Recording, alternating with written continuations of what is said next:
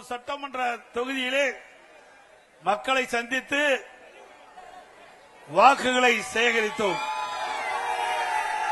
அந்த எழுச்சி பயணம் மிகப்பெரிய வெற்றியை கொடுத்தது. இன்றைய தினம் தேர்தல் அறிவிக்கப்பட்டு முதலாக மயிலாப்பூர் சட்டமன்ற தொகுதியில உங்களை சந்திப்பதிலே மிகுந்த மகிழ்ச்சி.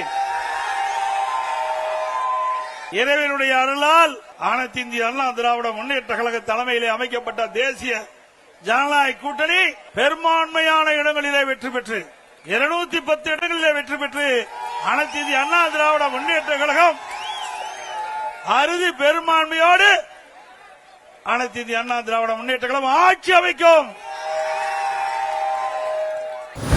நல்லாட்சின்னா எடப்பாடியார்தான்.